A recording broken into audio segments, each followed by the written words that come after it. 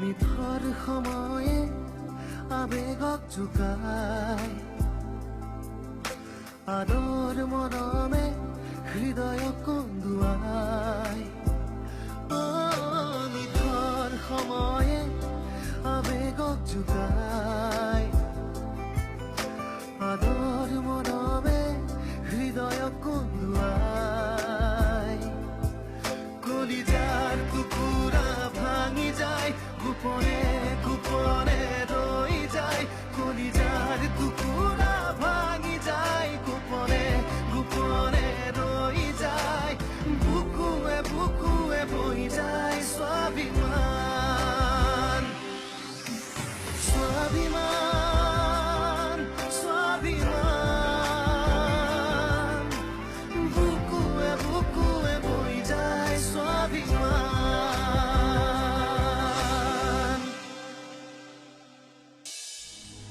কলৈ যায় আপুনি অনিৰুদ্ধৰ ঘৰলৈ যাওঁ কিয় বিয়নীৰ খবৰ এটাকে লৈ আহোঁ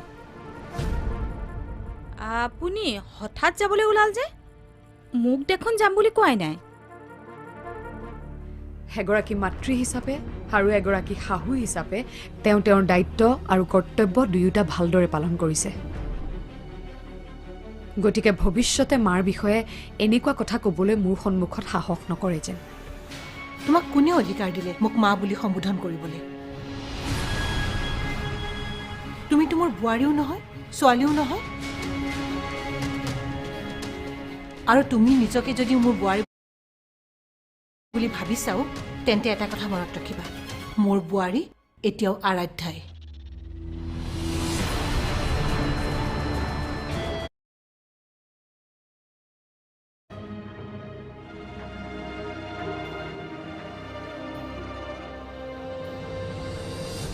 দেউতা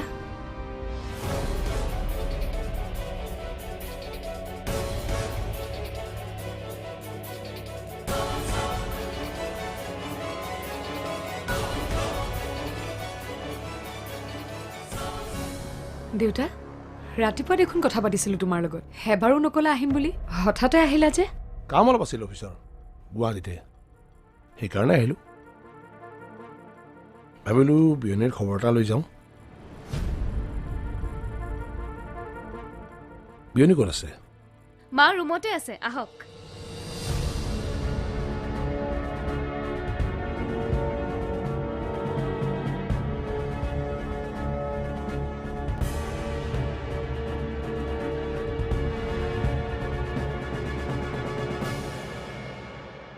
প্ৰিয়া তুমি যাব নালাগে তুমি ভিতৰতে সোমাই থাকা কিয় আৰিধাৰ দেউতাক আহিছে তাতে কি হ'ল মই কিয় সোমাই থাকিব লাগে তোমাক দেখিলে আকৌ কিবা অশান্তি হোৱাতকৈ সোমাই থাকা তুমি তাৰমানে সিহঁতক ভয় কৰা আহা ভয়ৰ কথা নহয় অলপ সময়ৰ কাৰণে আহিছে মাৰ খবৰ ল'বলৈ আৰু কিমান দিন এইবোৰ সহ্য কৰি থাকিব লাগিব মই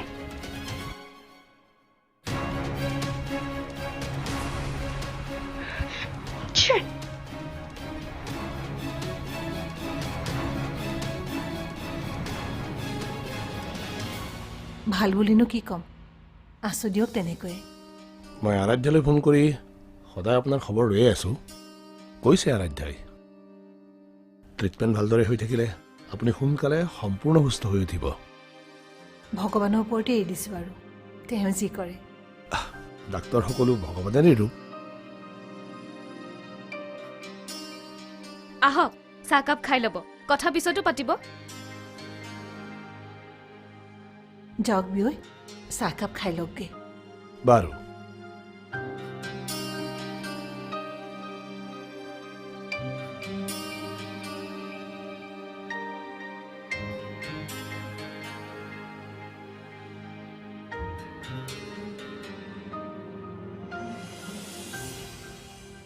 অঁ আহি পাইছে কিন্তু হঠাতে আহিলে যে সেইটোৱেতো ময়ো ধৰিব পৰা নাই হঠাতে কিয় গ'ল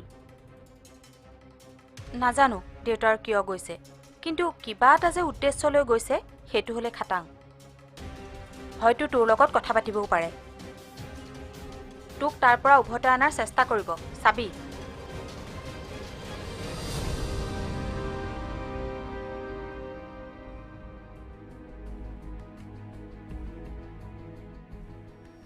দেউতা কেতিয়া আহিলে?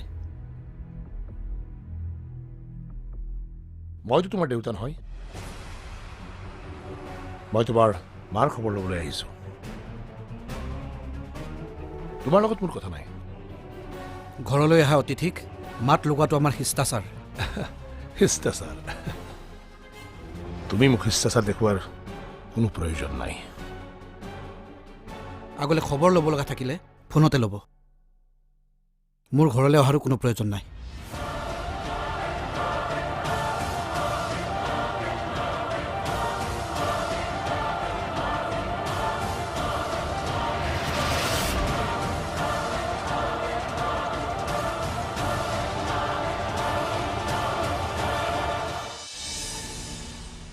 আপুনি আৰাধ্যাক নিজৰ ছোৱালীৰ দৰে জ্ঞান কৰে ন?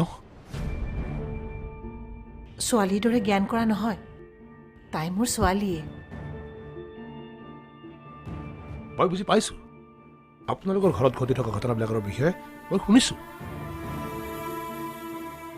প্ৰিয়া নামৰ ছোৱালীজনী বোলে এইখন ঘৰলৈ আহিয়ে থাকে, আজিও নিশ্চয় আছে। আৰে এতিয়া দেখোন সন্ধিয়াই হোৱা নাই। মই যাব দিছোঁনে? প্লিজ যোৱা। বুকুৱে বুকুৱে বৈ যায় স্বাভিমান, বুকুৱে বুকুৱে বৈ যায় স্বাভিমান।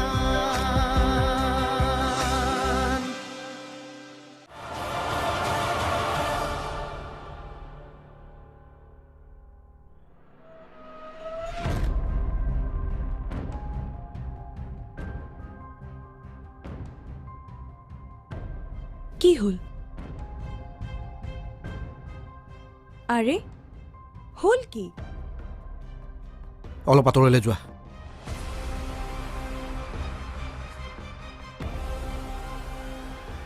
আৰে কৈছোঁ নহয় আঁতৰলৈ যোৱা।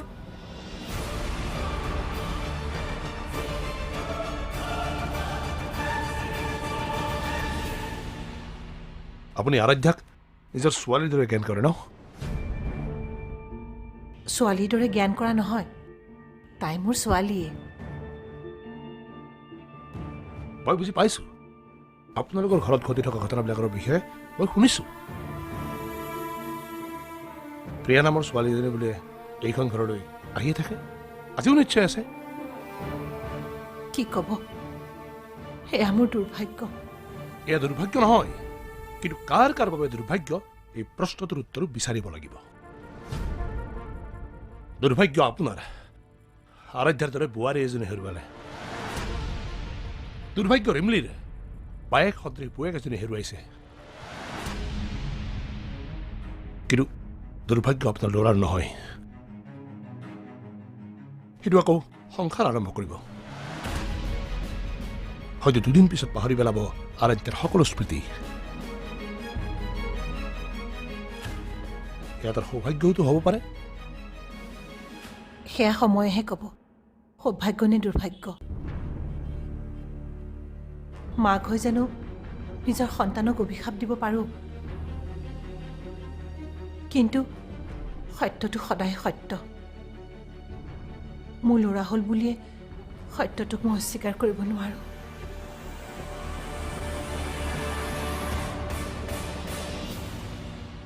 তুমি যোৱা ক'লৈ যাব লাগে?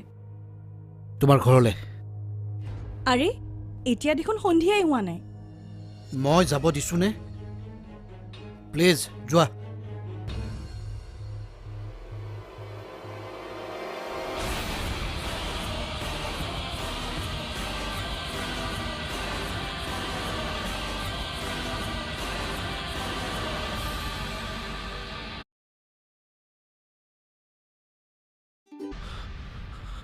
আৰাধ্যাৰ দুৰ্ভাগ্য পুৰুষৰ বাবে সম্ভৱ, কিন্তু এগৰাকী নাৰীৰ বাবে সম্ভৱ নহয়, বিশেষকৈ আমাৰ সমাজত। তথাপি চেষ্টাটো কৰিব লাগিব। মই আপোনাক এটাই অনুৰোধ কৰোঁ, সকলোৱে আৰাধ্যাক নিজৰ নিজৰ স্বাৰ্থৰ বাবে ব্যৱহাৰ কৰি আহিছে, অন্তত আপুনিতো নকৰিব। এই আপুনি কি কৈছে বিয়ৈ? আৰাধ্যাক মই স্বাৰ্থৰ কাৰণে ব্যৱহাৰ কৰিছোঁ? হয়, তাই এইখন ঘৰত কিয় আছে? একমাত্ৰ আপোনাৰ স্বাৰ্থৰ বাবে। কিন্তু আপুনি এবাৰো ভাবি চোৱা নাই বিনিময়ত তাই কি ভুগিবলগীয়া হৈছে? মই আপোনাক অনুৰোধ কৰিছোঁ, মুক্ত কৰি দিয়ক মোৰ ছোৱালীজনীক, যাবলৈ দিয়ক এইখন ঘৰৰ পৰা। যিখন ঘৰলৈ তাই এদিন বোৱাৰী হৈ আহিছিল, সেইখন ঘৰলৈ আজি তাই আলহী হৈ আহিবলগীয়া হৈছে। যিজন পুৰুষে এদিন তাইক পত্নী কৰি এইখন ঘৰলৈ লৈ আহিছিল, আজি সেইজন পুৰুষে অন্য এগৰাকীৰ লগত ব্যস্ত তাকো তাইৰ সন্মুখতে। এইবোৰে কি তাইক কষ্ট নেকি? কষ্ট?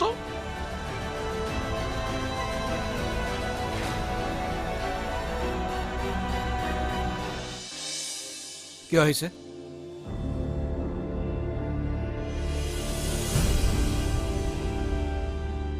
কাৰ কথা সুধিছ? আৰাধ্যাৰ দেউতাক। তুমি ঘৰলৈ উভতি যোৱা।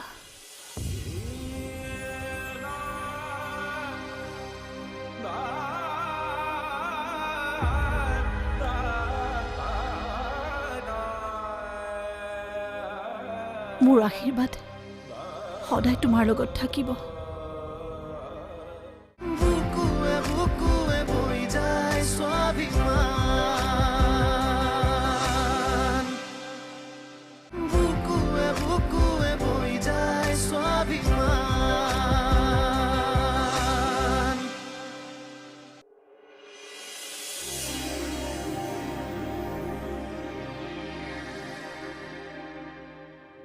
কিয় আহিছে?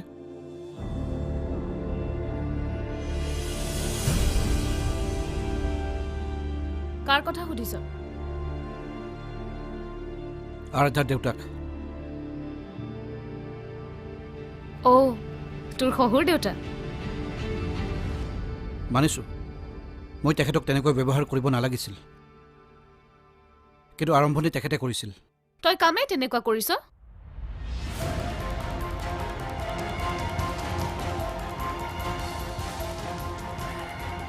মই দেউতাক বুজাম, তেওঁ যেন ভৱিষ্যতে তোমাক তেনে ব্যৱহাৰ নকৰে। তেখেতৰ প্ৰতি সন্মান মোৰ আগতেও আছিল আৰু আগলৈ থাকিব।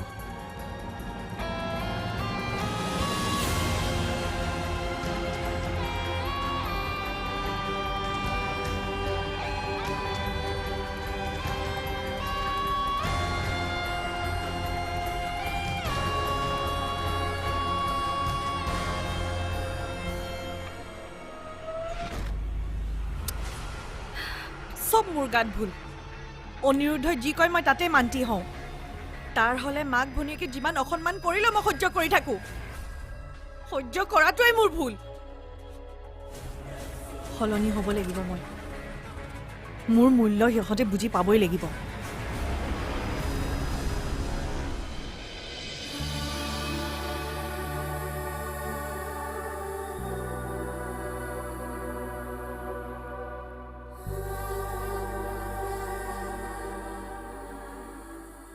আৰাধ্যা, দেউতা, তোক মাতিছে, বল ভিতৰলৈ।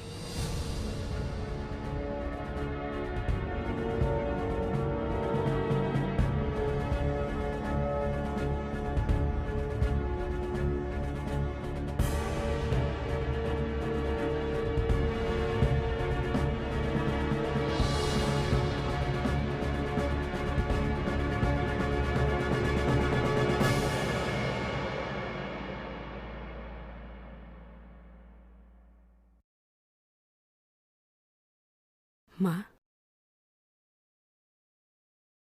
তুমি ঘৰলৈ উভতি যোৱা।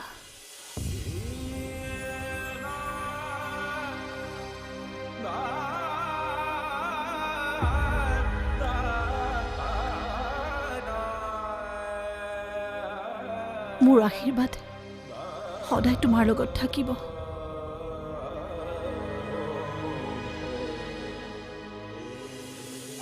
নতুনকৈ সংসাৰ আৰম্ভ কৰাগৈ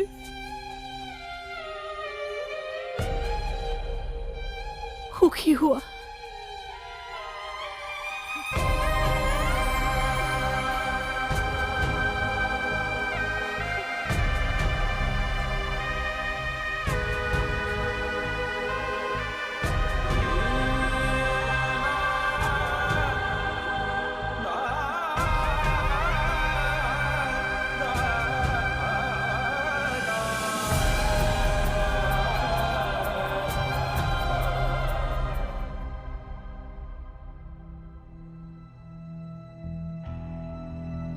দাদা